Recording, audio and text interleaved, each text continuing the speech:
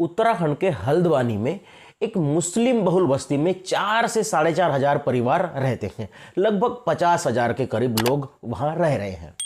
अब उत्तराखंड हाईकोर्ट ने एक फैसला सुनाया। इसमें हाईकोर्ट ने कहा कि ये जो बस्ती है, ये बस्ती रेलवे की ज़मीन पर बसी हुई है और ये बस्ती इलीगल है। यहाँ रह रहे लोगों को इस ज़मीन पर उन्होंने अतिक्रमण किया है और इसलिए इस बस्ती को उस ज़मीन से हटाया जाए और ज़मीन को खाली करवाया जाए, वो भी सिर्फ 7 दिनों के अंदर। इसका मतलब यह है कि सिर्फ 7 दिनों के अंदर ही 50,000 से ज़्यादा लोग बेघर हो जाएंगे और उनके सिर पर अभी जो छत है वो छिन जाएगा।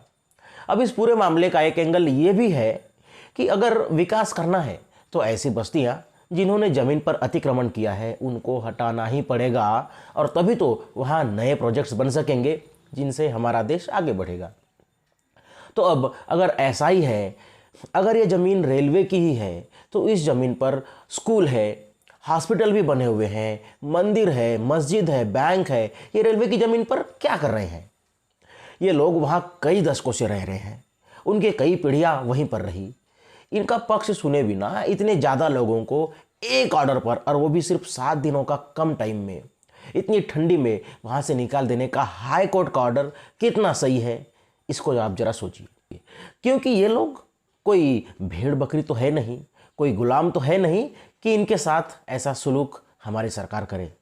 ये भारत के ही नागरिक हैं। भले ही उनके पास ज़मीन के लीगल राइट्स नहीं है, वो उस ज़मीन को बेच नहीं सकते, किसी को ट्रांसफ़र भी नहीं कर सकते, किसी दूसरे के नाम से ट्रांसफ़र नहीं कर सकते, लेकिन उनके पास संवैधानिक अधिकार तो है ना।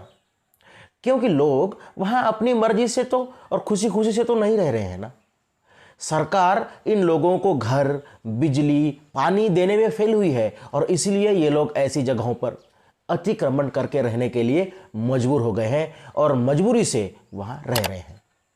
अब इतनी बड़ी संख्या में लोगों को हटाना है, पूरी की पूरी बस्ती ही खाली करनी है, तो सरकार के पास उनके रीसेटलमेंट का, उनके पुनर्वास का प्लान होना भी ज़रूरी है। क्योंकि जब भी कहीं कोई बांध बनता है, कोई हाईवे बनता है, तब ऐसी सिचुएशन आती है कि बस्ती को खाली करवाना पड़े। तो ऐसे मामलों में वहाँ पर रह रहे लोगों का रीसेटलमेंट सरकार करवाती है, उनको नई ज़मीनें देती है। लेकिन हल्द्वानी वाले इस मामले में ऐसा कुछ भी नहीं हो रहा है। अब देखिए, सरकार यहाँ से इन लोगों को हटा तो देगी, ये बस्ती खाली तो कर देगी, लेकिन ये लोग घर से बेघर हो जाएंगे और अगर इनका सही तरीके से पुनर्वास नहीं किया जाता है तो फिर से ये लोग किसी दूसरी जगह पर जाकर अतिक्रमण करेंगे। तो कहीं ना कहीं अतिक्रमण वाली ये बस्तियाँ सरकार की असफलता ही दिखाती हैं।